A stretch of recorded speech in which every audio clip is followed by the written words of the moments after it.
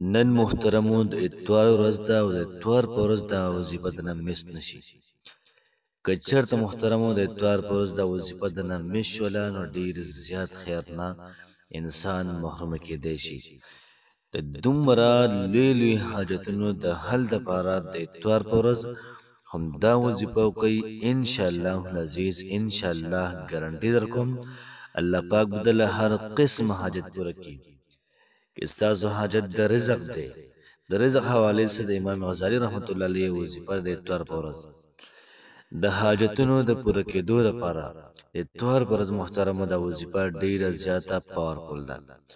دغه رنګې محترمو څومره مشکلات دي مشکلاتو راګیر کړی ژوند دې تنګ شوی دی، دا وظیفه د اتوار په ورځ باندې وکړه مشکلات به دې ختمیږي انشاءالله ګارنټۍ سره.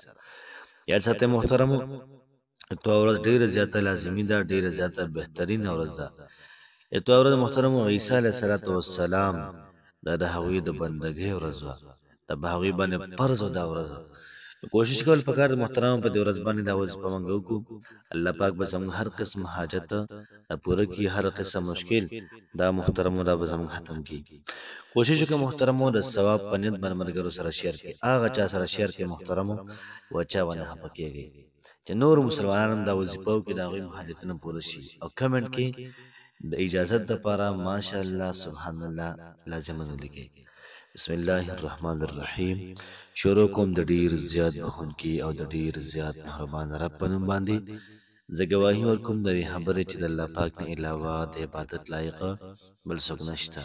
نبی کریم صلی الله علیه و آله وسلم د الله پاک بنده او د الله پاک رسول دی. زما د اسلام ډېرو زیاته محترم مکرمو مسلمانانو خویندورونو، نن چې کومه زموږ وظیفه ده د اتوار د ورځې هغه عظیم الشانه بهترینه وظیفه ده محترمه، او دا وظیفه د سورة الکوثر وظیفه ده. په دې ترتیب او په دې طریقه کار باندې دا وویلی شي، ورسره دغه بل آیات کریمه وویلی شي یا د الله پاک نوم د دا وویلی شي. انشاءالله د رزق باران وی، د مال او دولت باران وی، انشاءالله خزانې د قدرت به ستا طرف ته متوجه کېږي. څومره چې محترمو ستا حاجتونه دي تمام تر تمام حاجات به د الله پاک پوره کوي. څومره چې د مشکلات دي تمام مشکلات به الله پاک محترمو دا به تعالی ختموي، پوره کوي به اسانۍ بدله. یاد ساتئ محترمو وظیفه ډېره د کمال ده، خو بس خپل رب ته زاري شروع کوي. غټه خبره په زارۍ کې ده غټه خبره، او کله چې ستا رب ستا زاري خوښه شي بیا رب څه کې خبرې تا ته پته شته. بیا رب وایي فرشتو ته فرمایي جبرایله ای بنده ته ګوره څومره ښکلې زاري کوي ده یار، د دې سړي دا زاري خو زما دومره خوښه ده مې پوره کوله، لږ صبر وکړه. خود غرضه بنده دې هسې نه کوله پوره کړي، بیا به سوال نه کوي، بیا به دوا نه کوي، بیا به ذکر نه کوي. الله پاک ته داسې خوښي چې ستا په خوله باندې د الله پاک نوم دا جاري، ستا په خوله باندې د سورة الکوثر تلاوت جاري، ستا په خوله باندې د یا متینو د یا حیو یا قیوم ورد دا جاري. الله پاک ته خوښي او ته وایې چې مړه نه کېږي او بس ته نوره نه کومه. الله پاک زما بنده لږ ذکر وکړه، لږ کوشش وکړه که نه، لږ محنت وکړه. چې لږ محنت وکړې کوشش وکړې الله پاک هلته کې خپل آرام سکون دا په تا نازل کړي. تعالی په هغې باندې درجې اوچتوي او دلته کې ته نه پوهېږې ته یاره ما خو دومره ذکر وکړه مسله نه ختمېږي.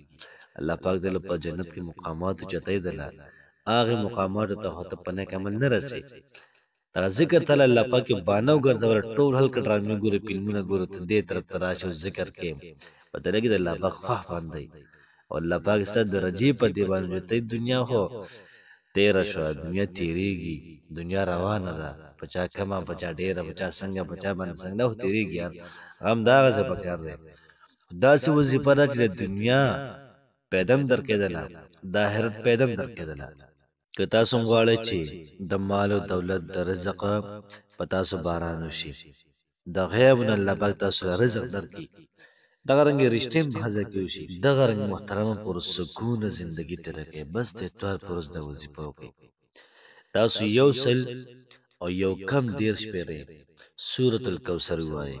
انا اعطیناک الکوثر، ای محبوب علیه السلام موږ تاله حوض کوثر درکو.